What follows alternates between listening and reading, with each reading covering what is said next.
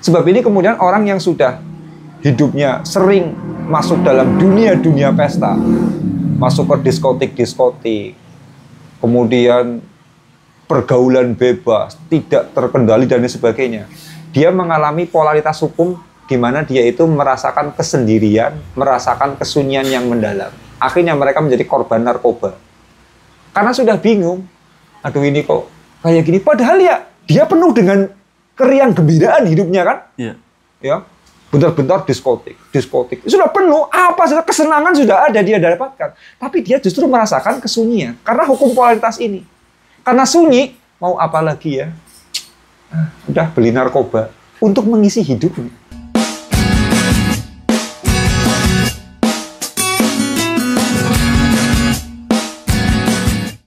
Assalamualaikum warahmatullahi wabarakatuh. Waalaikumsalam warahmatullahi wabarakatuh. Salam jumpa ya di channel saya kembali. Kali ini saya akan mengupas hukum polaritas alam semesta. Sehingga kita bisa mengontrol kehidupan kita dengan memahami hukum polaritas ini. Karena ya kehidupan ini ya kita memang disuruh ngegas, tapi ya kadang-kala ngegas kita juga kebangetan. Kita disuruh ngerem kita juga kebangetan. Kan sering seperti itu. Ya sebagai sistem kontrol. Hukum polaritas alam semesta.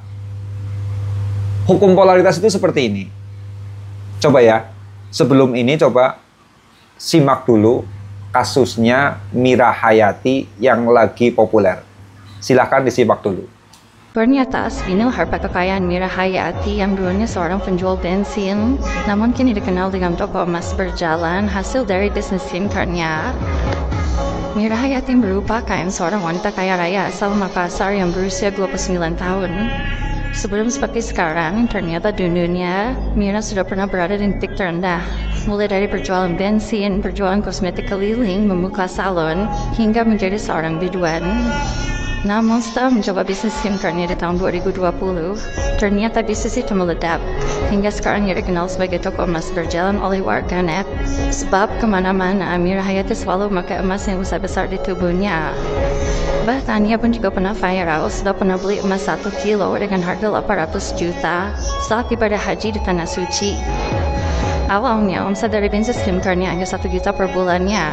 Namun setelah bisnis itu melejit pesat, omsetnya pun berhasil melonjak hingga mencapai 3 miliar rupiah, bahkan sampai 10 miliar per bulannya. Dan itulah yang membuat Mira Hayati kaya raya. Namun sayangnya baru-baru ini, bisnis SIM-card Mira Hayati dituntut masalah. Ia terjerat kasus hukum di Polda Sulawesi Selatan terkait produk SIM-cardnya yang mengandung zat kimia berbahaya. Ditambah Mira juga bermasalah karena membangun rumah mewah tanpa izin resmi. Wah, menurut kalian ini gimana guys?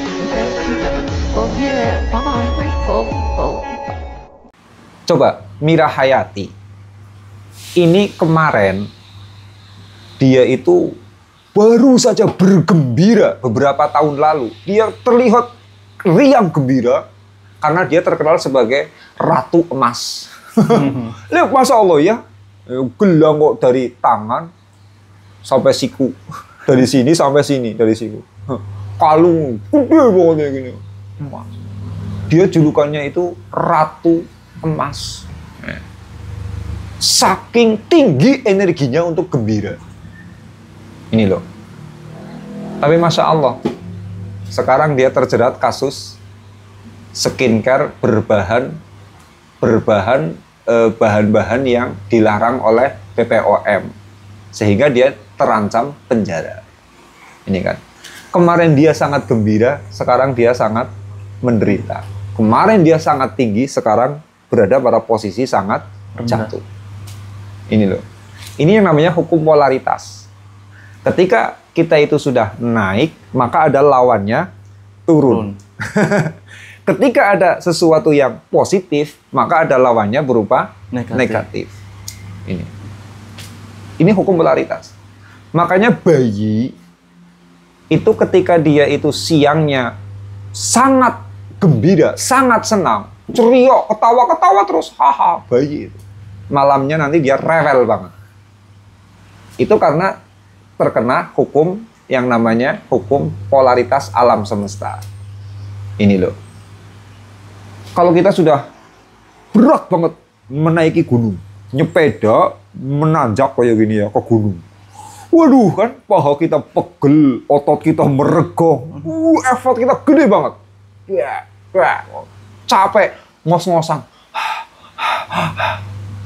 Tapi nanti apa? Ketika kita sudah naik, kita akan menemukan sistem turun. Saat turun sudah lepas saja. Nah, nggak keluar energi apa-apa, yang enteng. Kayak gitu. Ini namanya hukum polaritas.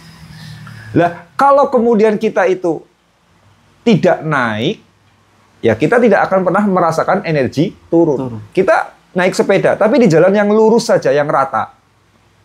Yang flat, rata, seret. Ya sudah, biasa saja kan. Tidak ada effort naik, tidak ada juga rasanya menurun. Jadi, energi seperti itu.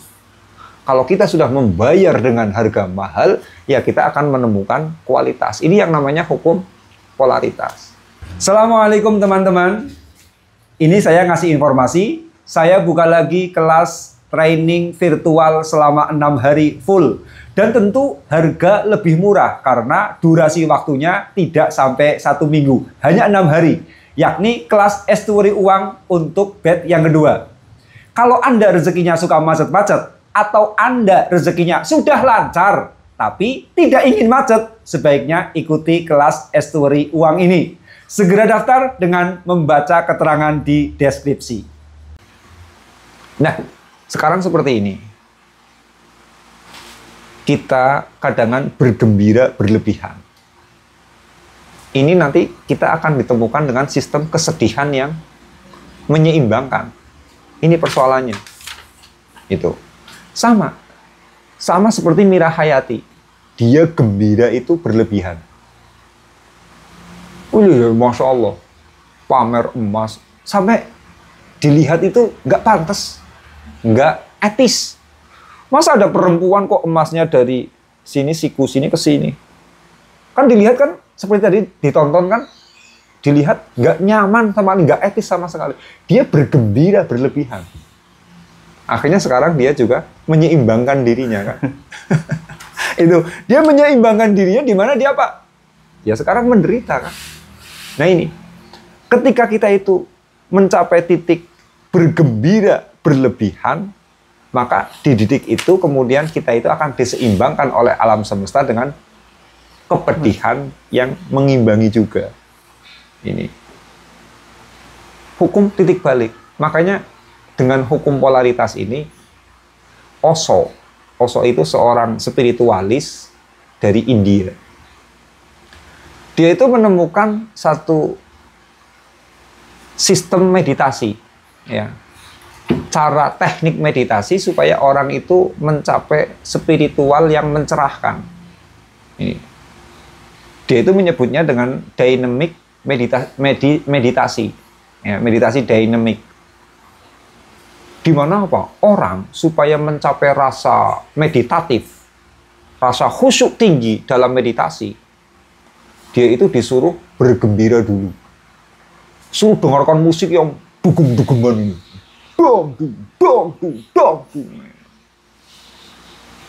Disuruh mendengarkan musik yang dugem, musik-musik apa namanya, reggae dan lain sebagainya.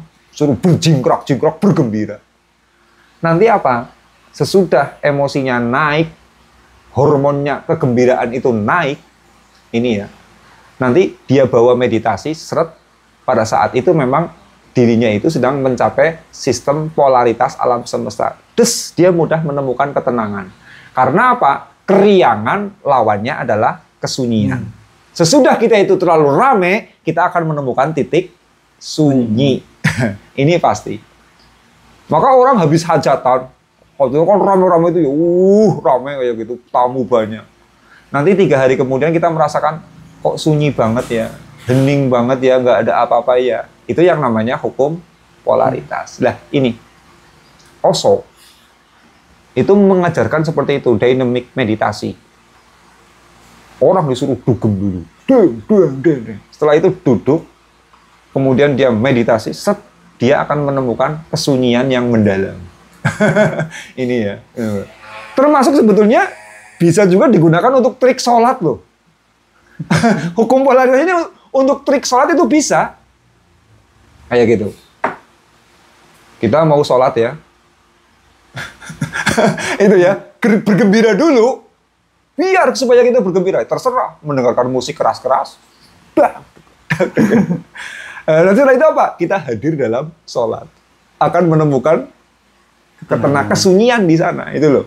Akan menemukan kehusuan di sana. Sebetulnya ini yang namanya sistem ini. Sistem polaritas alam semesta. Nah, yang hati-hati, kita itu kerap ketika bergembira sangat berlebihan. Efeknya, kemudian kita itu ketika sedih, juga akhirnya ya sama. Menyeimbangkan alam semesta itu.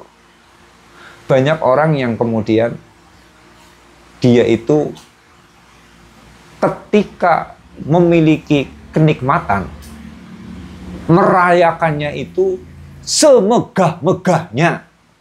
Ketika punya kenikmatan, merayakannya itu semegah-megahnya. Akhirnya ya ini, hukum polaritas berlaku. Sesudah itu kemudian dia itu mengalami kesedihan hidup. Saya ada cerita ya. Ada ya salah satu tetangga saya lah ya. Dia memang suka hidup mewah. Ketika bikin sebuah acara pun ya megah. Ya gitu, mewah. Ya, suatu ketika dia itu hajatan. Dia itu melaksanakan hajatan itu semegah-megahnya. Walaupun resikonya hutang banyak apa, tidak peduli, pokoknya dia itu semegah-megahnya bikin hajatannya.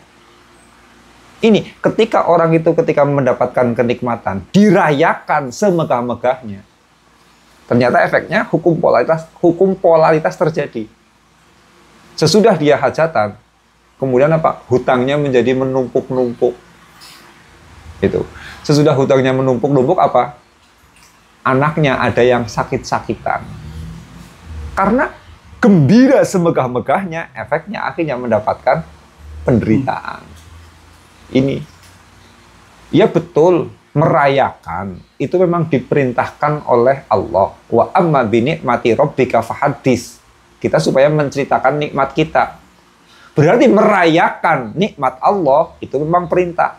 Tapi ya ini, ngegas memang diperintah. Ya, kita menginjak gas memang diperintah. Tapi kalau ngegasnya nggak terkontrol, kecelakaan kan? Iya. Sama saja sebetulnya. Orang merayakan nikmat semegah-megahnya, itu sebetulnya ya bagian dari menceritakan nikmat. Bagian dari apa yang diperintahkan oleh Allah. Tapi kalau kebablasan, ya seperti ini. Tetangga saya yang kemudian malah menjadi hidupnya ruwet.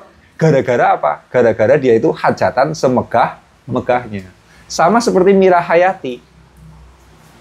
Ini. Mira Hayati, dia ketika mendapatkan nikmat, merayakan semegah-megahnya. Kayak gitu. Oh, lagi umroh, bukannya niat ibadah, malah niat borong emas di kota Mekah. Setelah itu apa? Dipamerkan sehebat-hebatnya. Akhirnya dia jatuh sejatuh-jatuhnya. Hukum polaritas. Jadi memang diperintahkan kita merayakan nikmat. Tapi kita harus tahulah, ukuran kita ngegas berapa sih. Jangan sudah mobil sudah jalannya itu sudah 140, masih digas terus ya. Nabrak lah. Ya. Speedometernya sudah sampai angka 140 km per jam, masih digas terus. Ya emang kita Valentino Rossi. Kalau Valentino Rossi mungkin bisa mengendalikan ya gitu kan. Lalu kita supir-supir biasa jalanan, masih ngegas terus padahal speedometer sudah 140. Ya sudah. Kecelakaan. Apapun harus ada kontrolnya. Merayakan nikmat juga sama. Memang kita diperintahkan merayakan nikmat. Wa amma bi ni'mati rabbika fahaddits. Tapi kontrol karena akan terjadi yang namanya hukum polaritas. Ini. Ada lagi cerita. Ada satu keluarga. Itu ya orang kampung. Ya gitu kan. Dia merasa punya uang. Suatu saat umroh. Ketika umroh, dirayakan semegah-megahnya di sana. Flexing. Wah, pokoknya gembiranya itu dihabis-habiskan. Kayak gitu loh. Di Mekah. Ya pulang dari sana punya banyak masalah. Kayak gitu loh. Mulai duitnya jadi seret, rezekinya seret. Kemudian bisnisnya kemudian menurun, mulai punya sisa hutang dan lain sebagainya. Efek suka suka merayakan nikmat tetapi dengan berlebih-lebihan. Maka ini betul diperintahkan merayakan nikmat, tapi kontrol. Jangan berlebih-lebihan karena ada hukum-hukum polaritas. Nah, sekarang coba kalau kita bergembira semegah-megahnya, hukum polaritas akan membawa kita kepada kesunyian atau kepada penderitaan. Kalau kita menderita sehebat-hebatnya, kira-kira kita akan mendapatkan kegembiraan apa enggak? Nggak akan mendapatkan kegembiraan. Loh, kenyataan itu orang-orang yang sakit-sakitan terus, orang yang miskin banget itu, mereka menemukan itu apa enggak? Mereka menemukan kekayaan apa enggak? Enggak. Ya enggak, mereka miskin tetap miskin. Itu loh. Ketika kita itu menderita, itu lihat motifnya. Apakah kita itu memperjuangkannya atau kita itu menjadi merasa lemah. Karena apa? Hukum polaritas terjadi, kita merasakan nikmatnya energi turun karena kita sudah merasakan beratnya energi naik. Nah, ketika kita itu dalam posisi penderitaan sehebat-hebatnya, ini kita itu harus tahu bahwa penderitaan itu berada di level bawah kehidupan. Nah, kita berada di level bawah kehidupan, ini kita punya niat apa? Punya semangat untuk naik apa enggak? Kalau kita kemudian sedang menderita, tapi kita punya semangat bahwa saya harus berjuang total, saya tidak boleh menyerah, saya harus sukses, sukses. Ada motivasi gede. Ini berarti apa? Penderitaannya mengangkat dia itu untuk memasuki ifrat naik. Ya. Memasuki ifrat dia itu naik sana. Lah, karena penderitaannya ini dibawa dengan ifrat naik, dengan ifrat daya juang, maka dia akan menemukan penyeimbangan berupa kegembiraan. Tapi kalau dia menderita, terus apa? Hatinya kok malah kemudian hati lemah. Lah, saya sih orang kayak gini, memang saya orang nggak berdaya, nggak bisa apa-apa. Ya mau gimana lagi lah. Sudah orangnya malas, tidak ada inovasi, tidak ada kreativitas, hatinya lemah. Lah, berarti kan dia menderitanya itu tidak mengeluarkan effort naik, tetapi datar-datar saja. Kalau datar-datar saja, ya tidak ada peluang untuk gembira. Maka dalam sebuah penderitaan, dia itu bisa menemukan polaritas, ya, bisa menemukan polaritas kegembiraan kalau dia itu dalam penderitaannya penuh daya juang, penuh ifrat untuk naik. Kalau dia tidak punya ifrat naik, tidak punya daya juang, ya sudah, dia berarti berjalan di datar. Ini loh. Nah, kalau orang yang riang gembira, ya, ini sudah pasti. Kalau orang riang gembira, ya sudah, akan ada penurun. Ya, akan ada kemudian penyeimbang, polaritas yang menyeimbangkan, yaitu dia itu akan mengalami kesunyian. Lah, kalau kegembiraannya berlebihan, ya sudah, penyeimbangnya adalah penderitaan. Ini. Nah, sekarang orang yang paling banyak hidupnya itu merasakan kesunyian itu siapa? Orang yang hidupnya selalu dalam keramaian, selalu dalam kebisingan. Ini orang yang paling sunyi hidupnya. Misalkan dia sebentar-sebentar ke diskotik, di sana cuman buat dugem-dugem, cuman buat disko-disko. Hidupnya selalu ini kan gemerlap kayak gitu kan. Yeah. Dia sebenarnya orang yang paling sering menemukan kesunyian. Orang yang paling banyak pesta, itulah orang yang paling banyak merasakan kesunyian hidup. Kosong hidupnya. Kelihatannya iya bergembira. Dang, dang. Kelihatannya iya gembira dia itu. Tapi tidak. Dia itu adalah orang yang nanti akan merasakan kesunyian yang mendalam. Itu loh. Sebab ini kemudian orang yang sudah hidupnya sering masuk dalam dunia-dunia pesta. Masuk ke diskotik-diskotik. Kemudian pergaulan bebas, tidak terkendali dan sebagainya. Dia mengalami polaritas hukum di mana dia itu merasakan kesendirian, merasakan kesunyian yang mendalam. Akhirnya mereka menjadi korban narkoba. Karena sudah bingung, aduh ini kok kayak gini. Padahal ya dia penuh dengan keriang gembiraan hidupnya kan? Iya. Ya, bentar-bentar diskotik. Sudah penuh, apa saja kesenangan sudah ada dia dapatkan. Tapi dia justru merasakan kesunyian karena hukum polaritas ini. Karena sunyi, mau apa lagi ya? Udah beli narkoba untuk mengisi hidupnya. Dulu kan Nia Ramadhani kan orang kaget semua. Loh, orang hidupnya sudah kecukupan segala-galanya. Cantik, dia cantik. Popularitas, dia populer. Harta suaminya kaya raya. Ya kan? Cantiknya ya wah. Ya gitu kan? Prestasinya wah. Popularitasnya juga wah. Kehidupannya kehidupan selebritis. Kok dia tiba-tiba kena kasus narkoba? Kenapa? Karena dia apa? Menyeimbangkan polaritas ini. Ternyata dia merasa hidup dalam kesunyian. Kok jadi sunyi kayak gini ya? Karena sudah selalu sering bergembira. Karena merasa sunyi, mau apa lagi ya? Aduh, apa lagi ya? Cobalah pakai narkoba. Ini loh. Makanya orang yang kena narkoba bukan orang yang bangun di malam hari bangun di malam hari kemudian menyendiri hidup dalam kesunyian. Bukan mereka yang merasakan kesunyian. Itu loh. Yang memakai narkoba bukan orang yang bangun di tengah malam, kemudian dia itu mensunyikan dirinya. Bukan itu. Atau orang yang masuk ke dalam gua, dia bertapa. Bukan itu orang yang kesunyian, bukan itu.